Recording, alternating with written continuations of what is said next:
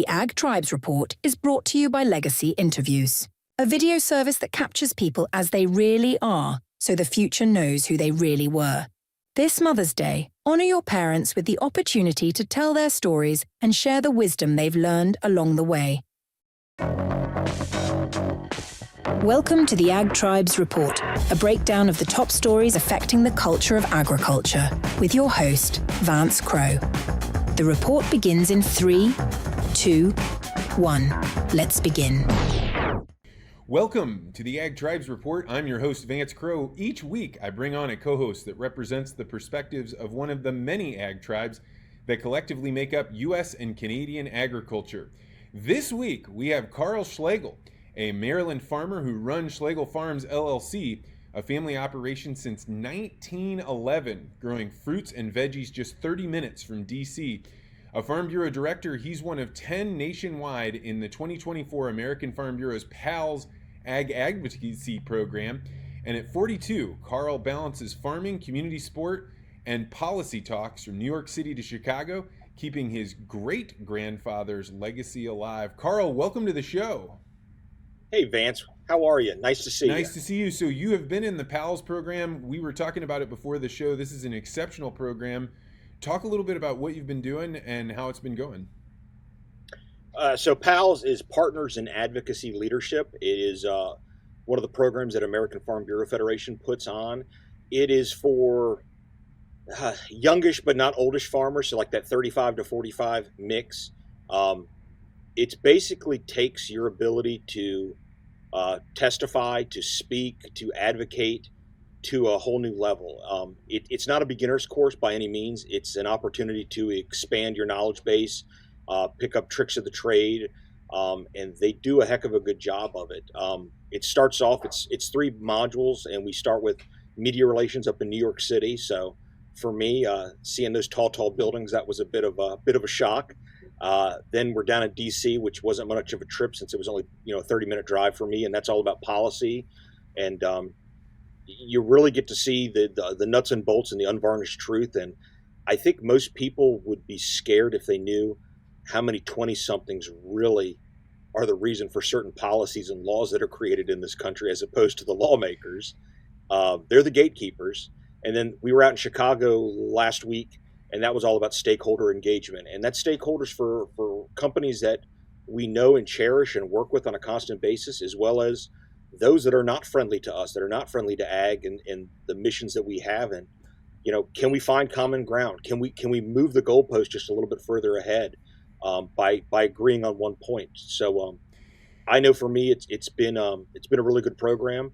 My 9 classmates from across the country, while we are all in different sectors of ag and from different sectors of the country, we all have the same concerns. It's the same things that keep us up in the middle of the night here on the East Coast or bothering the guys on the West Coast and North and South and everywhere in between.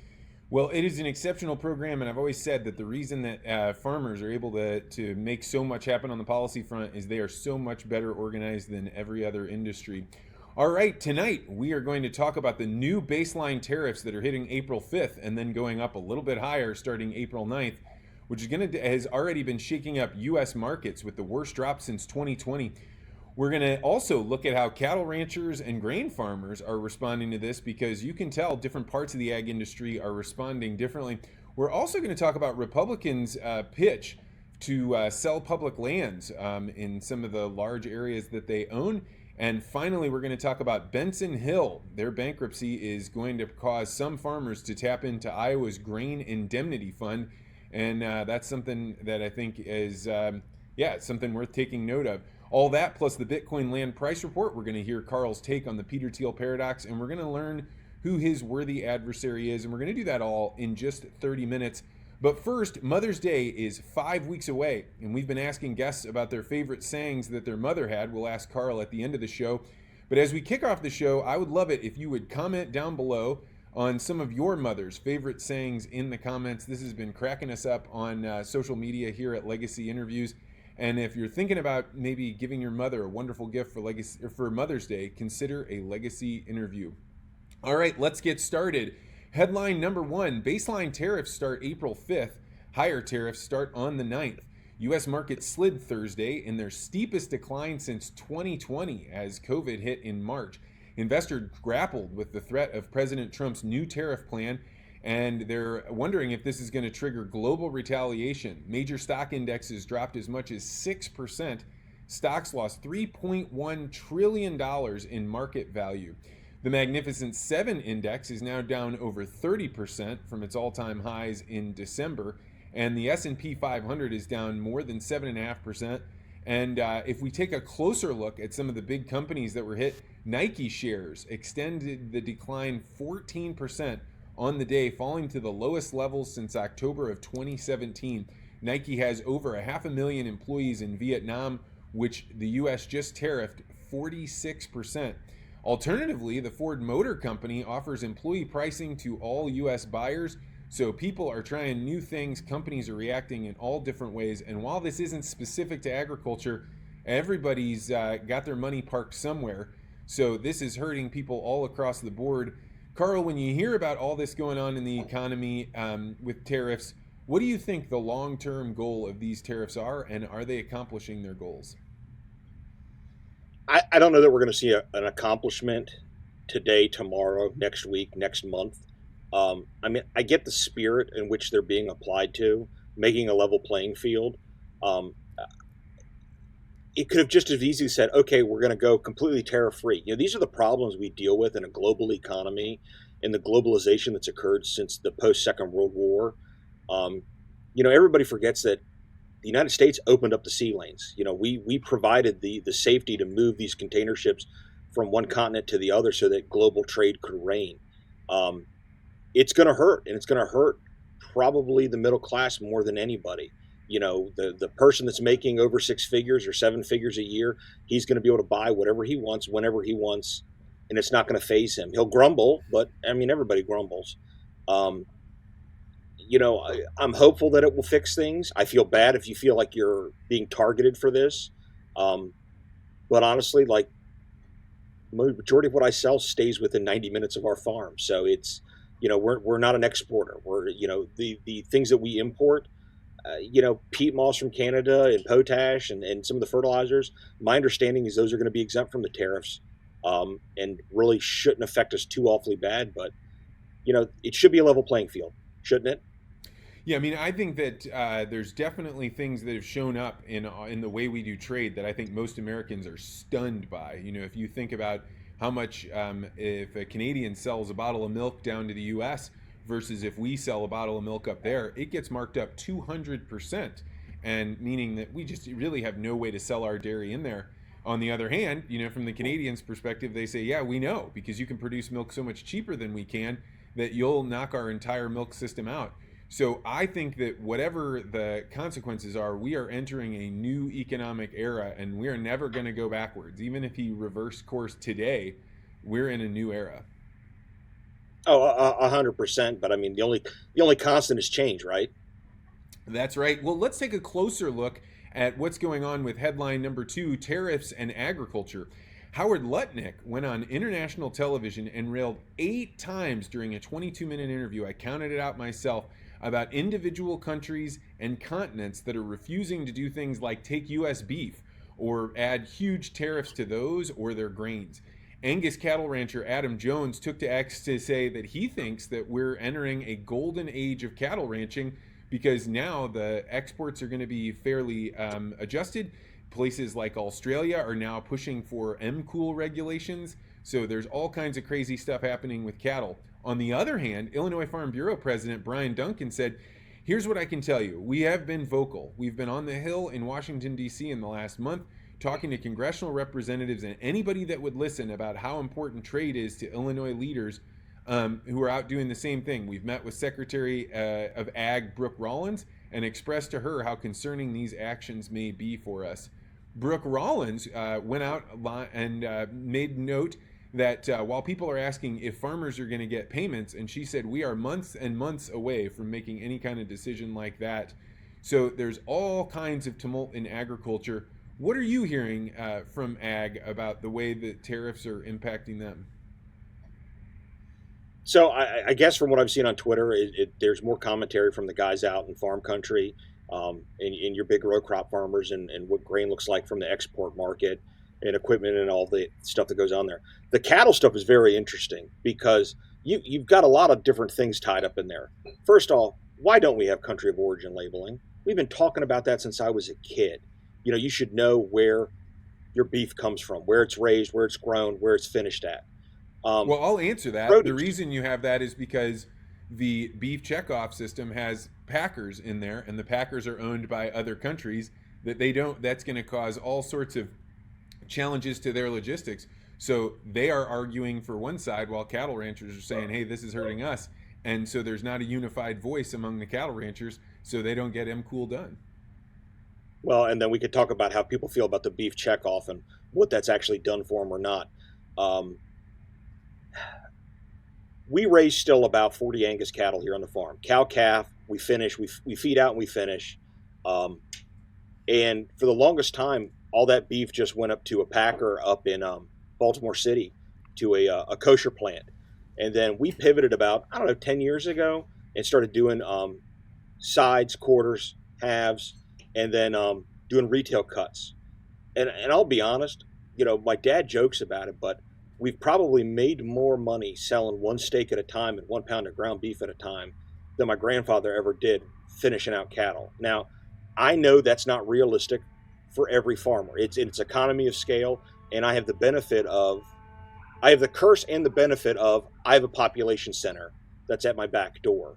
But it's some of that out of the box thinking that's what's going to put the real dollars and cents into your pocket, and that's how we have to look at things. And it's not for every farmer. Some farmers they want to finish, they want to send them to the feedlot, they want to be done with them. Period. Well, it seems like there's no time better in the history of modern history for us to be able to revamp the USDA and make it so much easier to get a plant up and running, to get people to be able to sell within the United States. I mean, Trump was saying, agriculture. Actually, let's go ahead and play and hear what Trump said about this.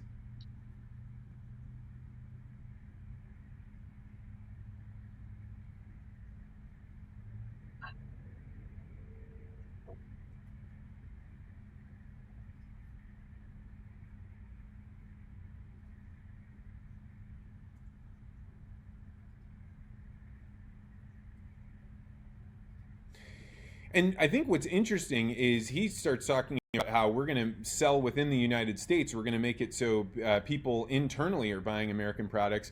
Well, that becomes a lot easier if you make it easier for guys like you that are selling a few head of cattle to get them processed, to get that back to you, to be able to sell across state lines. And right now, the USDA system that we have going is a total nightmare. So if Brooke Rollins wants to do something outside of the photo ops that she's doing, maybe getting that squared away would really help all of Americans, not just the ranchers themselves, but people that want to buy that beef.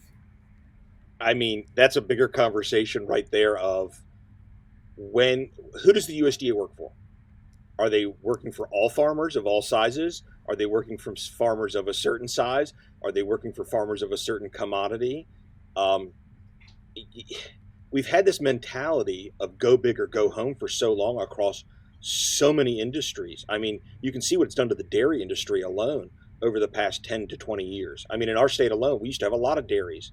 When we were in Pals for Chicago, we actually had a guy there from Dairy Checkoff, and he threw a fact out that was very interesting. And it was early 80s, the average dairy farmer, the milk that he produced fed 700 families, average across the country.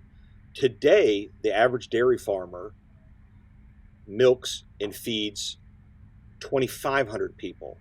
So we've gotten bigger, and then we've shrunk down at the same exact time.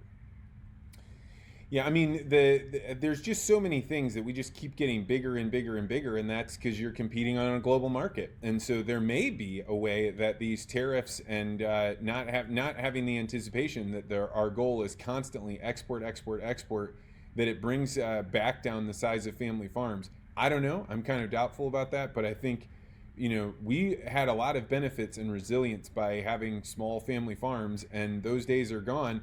But who knows what happens in a new economic era. Oh, absolutely. All right, headline number 3, changing gears entirely. But when I went out to my network and asked my tribe what's going on in the ag world, somebody sent me this article, Republicans weigh selling public lands to pay for Trump's agenda.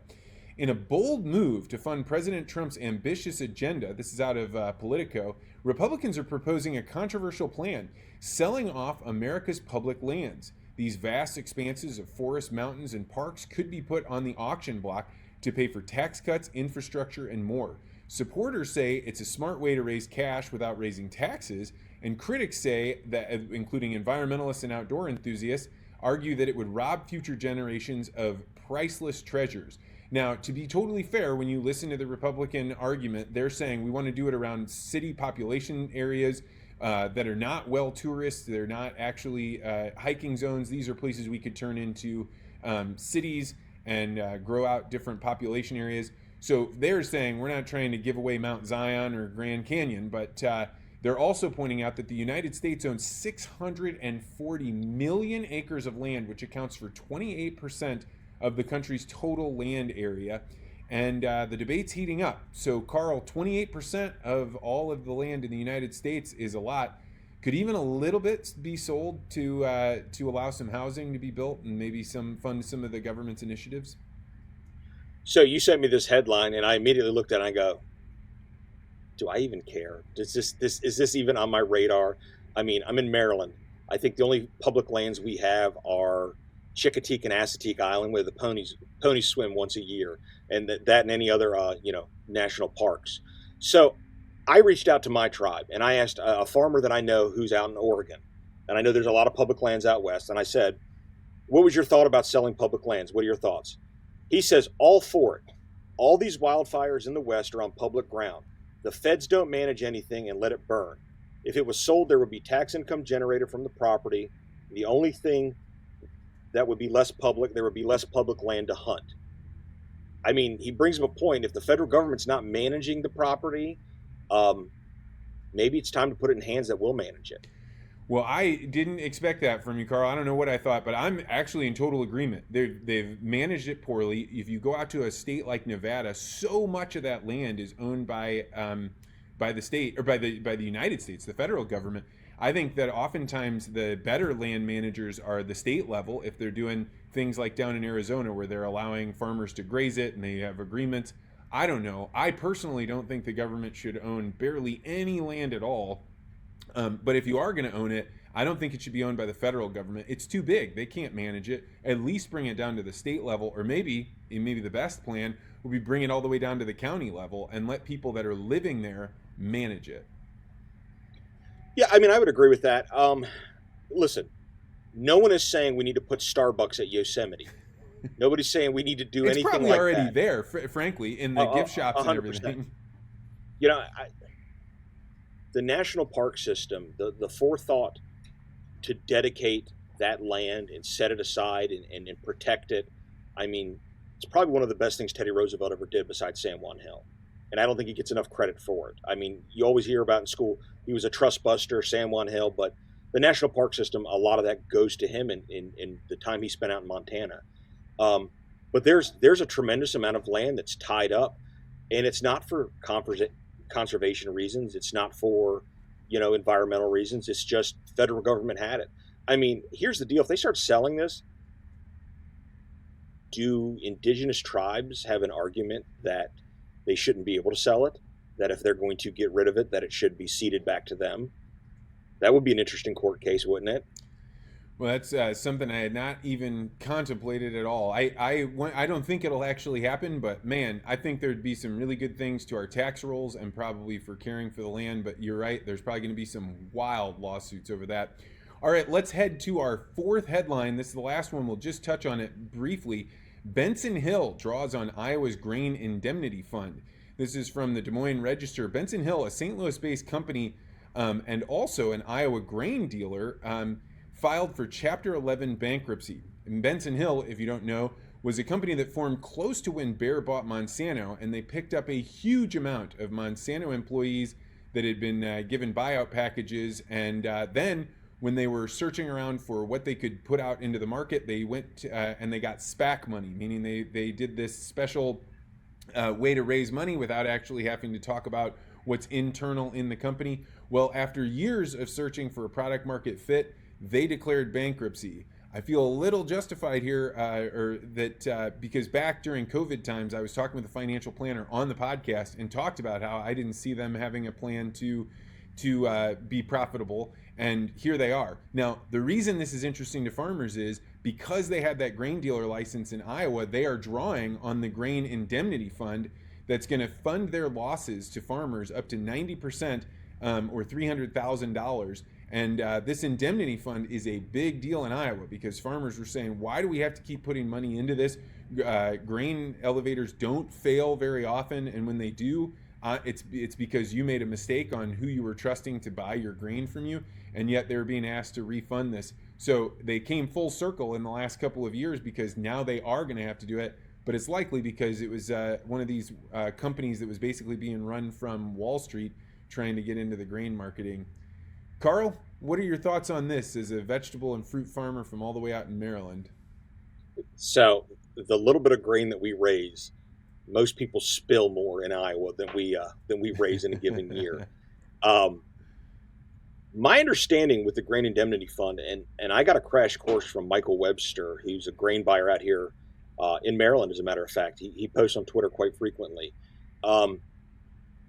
My understanding is that money does not transfer through the company, that the farmers apply for that directly. So it's not a bailout of the company per se, but it's to make sure that the farmers are made 90% of whole. It's an unfortunate situation. It sucks. More importantly than everything is done, okay, they're bankrupt, they're gone, but do those farmers have an elevator to take their grain to? We had a similar situation here in Maryland. So the majority of the grain raised in Maryland is raised over on the eastern shore of Maryland, on the Delmarva Peninsula. And the broiler industry is what dictates the amount of grain that's raised. And if you look at USDA yield data, those guys on the shore, they get yields like the guys in the I states all the time. And they even get a step up in basis because that grain does not leave the peninsula. It goes to Mount Ayr, it goes to Purdue, it goes to Tyson's, and it's all for those broiler houses that are on the shore, because the chicken industry is the economic driver over on the Delmarva. So anyways, we had an elevator here in southern Maryland, in Lothian, Maryland, which is up in the southern part of Anne Arundel County. And it was run by Purdue. Well, it was run by Southern States. Purdue bought it, 20 years ago. It's where we took the little bit of grain that we raised, but there was a lot of grain that was raised in southern Anne Arundel County, northern Prince George's County, Calvert County, that went into that elevator. Purdue came out 2 years ago and was like, yeah, you guys aren't raising enough grain anymore. The infrastructure doesn't make sense. We're walking away from this. And there was a big push to really find a merchandiser that could step in and fill that void. Somebody did, and things didn't go as well as maybe they should have. And there were some concerns where farmers going to get left holding the bag. And that's, Michael gave me that crash course on what that grain indemnity fund looks like and how that works. And I mean, obviously it's taken a little bit of money out of your pocket, but it's what, a half of a penny, a half of a tenth of a percent or something like that. It's such a small amount of money over the off the long term, but it seems like it's obviously, in case of emergency, break open glass. Yeah, I mean, and you definitely don't ever want to have to call on it. To your point, I mean, farmers that get stuck in a situation where the co-ops keep merging together, they keep getting bought out, and then somebody closes down those elevators to centralize and save on costs. I know Jared McDaniel down in Oklahoma fought really hard to keep his co-op open because that keeps options up. And then if you start noticing, because people have told me before, a grain elevator is going down well before they go down, but maybe you're stuck because the cost of delivering so much further away makes it so you're not being profitable. People take chances. And so that grain indemnity fund, it's just interesting that Iowa's having to face this, because it was not long ago where I was talking with some farmers that said, this is dumb, nobody's going to call on that, it's going to be a long time before an elevator fails. And it wasn't an elevator, it was one of these Wall Street fueled SPACs. All right, that's going to do it for our headlines. If you have headlines you think we should do, you can always send them to me on X at Vance Crowe or Vance at legacyinterviews.com. Moving on to the Bitcoin land price report. Woo! This week, Bitcoin is also feeling the volatility from tariffs. Last week, Bitcoin was at $87,475, and today we are sitting at a cool $82,297, which means it is on sale 6% down from last week. So now let's go ahead and compare it to the price of farmland where Carl's at. How much is an acre of high quality farmland where you are, Karl? So that's a hard question to answer. The majority of the time, farmland where I'm at does not transfer from farmer to farmer. Um, because of where we are, where I'm at in Charles County, and being the proximity to Washington, D.C., we're a bedroom community for the federal government. Um, and when you see farmland change hands, it is the developers that are driving the price.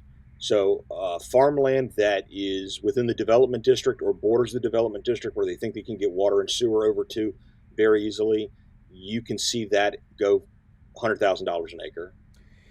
Yeah, I mean, you are facing the thing that people talk about all the time, that you're not selling out to farmers, you're selling out to somebody that's going to build a house on it. But I like that $100,000 figure. So what that means is one Bitcoin right now, or I'm sorry, 1 acre is worth 1.215 Bitcoin, or one Bitcoin would purchase you 0.8 acres where you're at.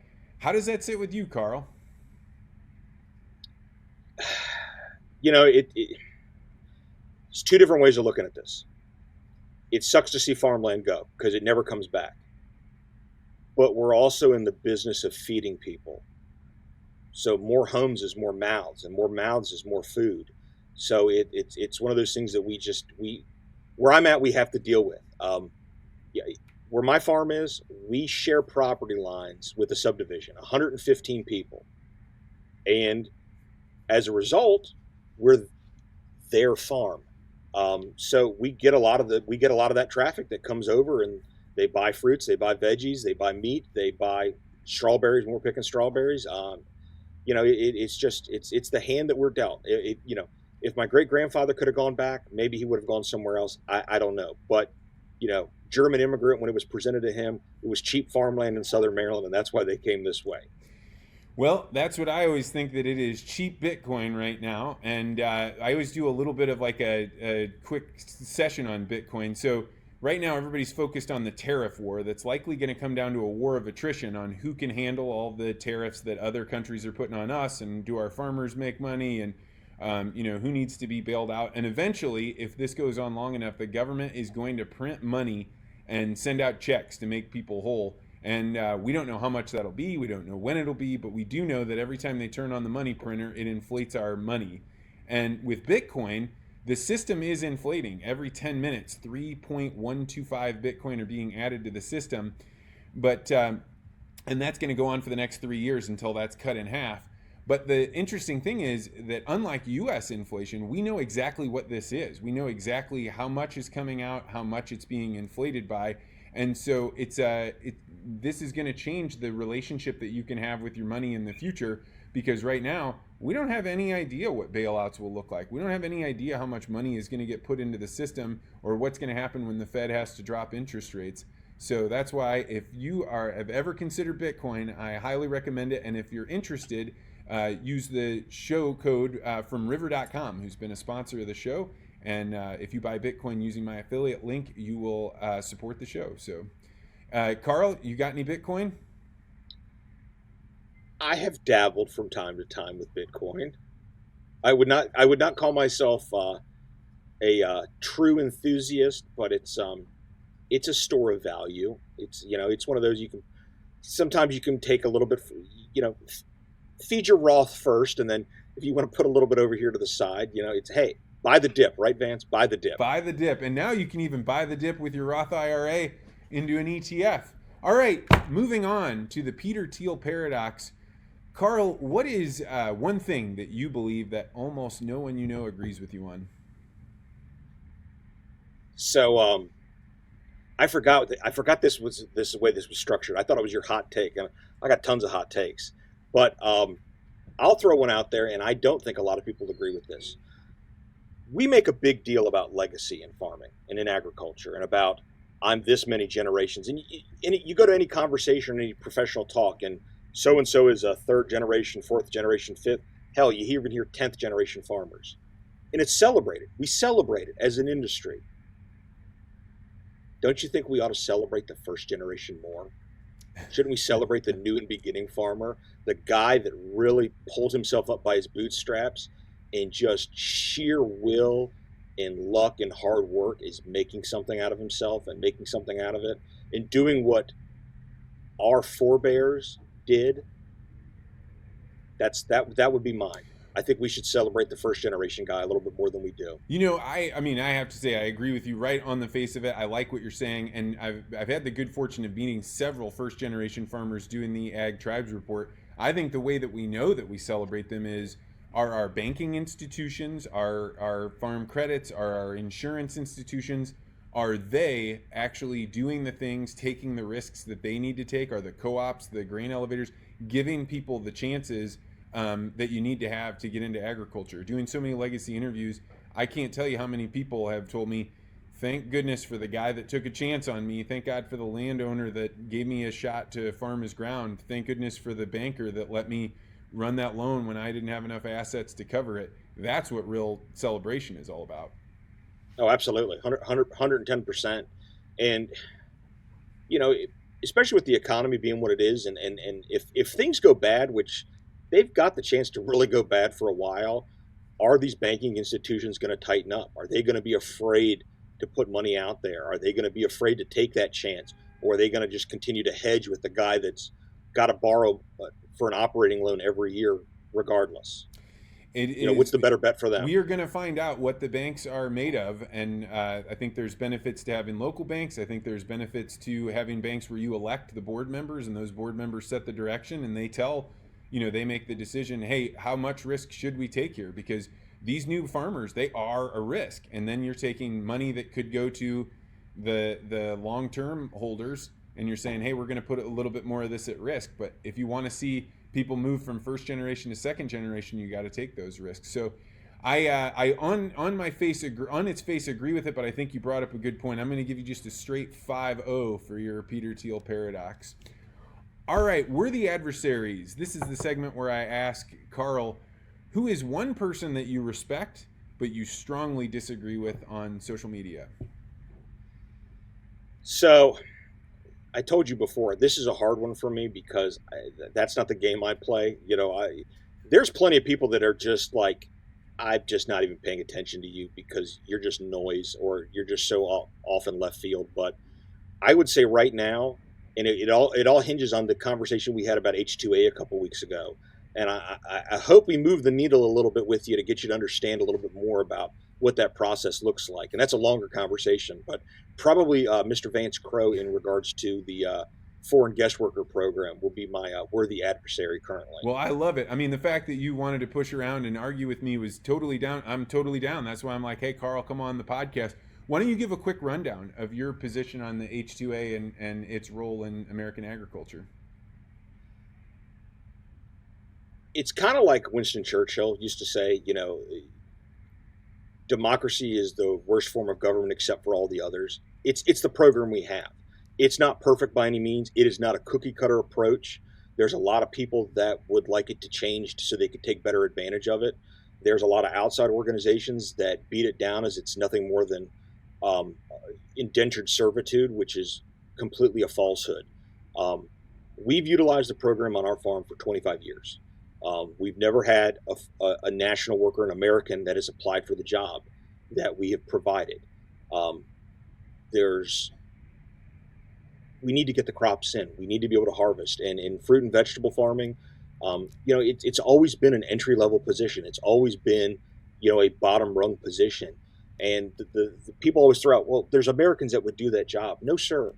We got, 7 million unemployed right now that aren't looking for jobs and aren't trying to work. We've got, I was just listening to Mike Rowe, and he was talking about, the trades. For every 5 tradesmen that are retiring right now, only 2 young people are filling their place. It's not just a skill gap, it's a will gap. And to a certain extent, we did it to ourselves. I mean, when I was in high school, I graduated back in the late 90s, and the push was college. You weren't worth nothing if you didn't go to college. Well, that wasn't the case. And I've struggled to get my degree finished, still struggling to get my degree finished. But There are opportunities for everyone out there, but the fact of the matter is, no one raises their child. No American raises their child to pick cucumbers in 90-degree heat. Well, that may be. I agree that we don't have people that are looking for those jobs, but I do think the H-2A program leverages the idea that if you get, let's say, $20 an hour and you're a South African, that money is going to buy a lot more for you in South Africa than it is going to buy for you in the United States. So what we're doing is by making it so you're bringing in people with a much lower cost of living, they're willing to work here because they know the money they're shipping back is going to benefit their family, and it's going to benefit themselves way more than what an American does. If they work at the same rate, what they're taking home and what they can buy with it is less. And unless you make it so that those prices have to change, right? I think that it certainly would do exactly what tariffs are doing. It would radically increase the price of our food if we didn't allow those H-2A workers in, because you could find a price that people would say, hey, son, maybe it's better for you to go pick apples and cucumbers than it is for you to go to college. It just might not be a price we're comfortable paying for food right now. Department of Labor has the AEWR, the adverse effect wage rate, and that whole gimmick has been set up so that it's supposed to protect the wages for Americans. And you've seen every state in the union has increased their AWR, their base rate of what we legally have to pay these H-2A workers year over year over year. I mean, I remember close to high school where I think we were paying guys, $10, $11, $12 an hour. Now we're up to $18.86. Up from $17.46 last year. I mean, it's literally gone up, gone up, gone up. But there's still no Americans applying for these jobs. I mean, I don't know what the price point would need to be. And as far as food costing more, I don't think so. I'm a fan of history. I love history. Bread and circuses. The government is never going to let food get to a point where people riot in the streets. It's not going to happen. And at the end of the day, I'm a price taker. I'm not a price maker. I'm selling tomatoes and squash for basically the same prices we did 5 years ago and 10 years ago. The only way we can leverage our business is to, one, cut back a little bit on wholesale and try to capture retail dollars. That's the only way this works for us, is to make it work that way. I have absolutely no doubt that you're a price taker, and that the government is not going to let the food prices go to the point where, if they were, right, if they did let those prices, I mean, look what they did with eggs. Finally, egg producers are commanding a price that they could start, really building a big future on, make big changes, make investment. And they're like, oh, what we're going to do? We're going to bring in eggs from South Korea and Canada and Turkey, and we're going to undercut this price benefit. So I'm with you. The government doesn't want this. But I just don't buy the argument that Americans won't do that work. I think what they get at the end of the day after working that many hours, they're just not taking home what the guy from South Africa, the benefit he can bring to his family for working at those hours for that price versus the American is just, it's too big. But I take your point. There's a lot about this, like the adverse wage, I don't even know anything about. So I'm glad to hear you talk about it. Well, if there's anything, my biggest takeaway with the H-2A program is 1986. That's when it was created. That's when it was made law. Think about the technologies and the things that we had in 1986. Think about how much things have changed. We went from typewriters to word processors to computers to iPads to cell phones to, they haven't enacted another law since 1986. Congress needs to get off their asses and do something. We've been crying about there needs to be things fixed for a long time. Hell, Chevron last year told them, you need to do something. You need to make laws to fix these things. And still nothing. It's just, they're going to do what they want to do and then get reelected again. Well, it's just great to have a good conversation with a worthy adversary. I have to respect that you're the guy getting fruits and vegetables taken to a real market. I'm just a guy that has a theoretical understanding of economics. So I want to thank you so much for coming on today, Carl. I have been asking each of the guests each week, what is, because Mother's Day, it's only 5 weeks away, do you have a saying or a phrase or a turn, something your mom used to say growing up that sticks with your head now? I was thinking about this, and I love that you're doing it. So I'm the oldest of five. My mom had five of us. My mom was a stereotypical, she was a nurse, and married a farmer. So, you can chalk that up to another one. I don't know what. Sometimes stereotypes are just true. It's just the way they are. Um, Mom has always been and still is to this day. You don't talk bad about your brother. You don't talk bad about your sister with them not being in the room. That was kind of something that she always was. And that's as a family. And my wife's an only child, and she came into this family of four boys and one girl, and would see us working in the mornings, and then go to lunch, and we would tell each other to go f themselves at 11 o'clock, but at lunchtime it's all smiles and pass this and pass that at the kitchen table. Um, no, my mom, it's your mom, man. Moms are good people. They're the best.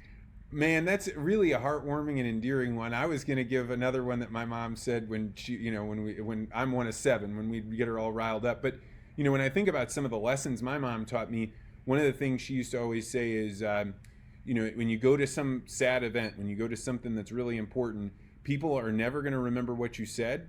They're just going to remember that you were there. So you should show up. And I know that many Absolutely. times I've been sitting somewhere being like, I don't want to go. And then you're like, nah, mom's right. We got to go. So, well, Karl, you have been a great sport here. If people wanted to learn more about your farm or connect with you about advocacy, where would you send them? So social media, I'm on Facebook. I'm on Twitter. Twitter's probably the best way. K_Schlegel.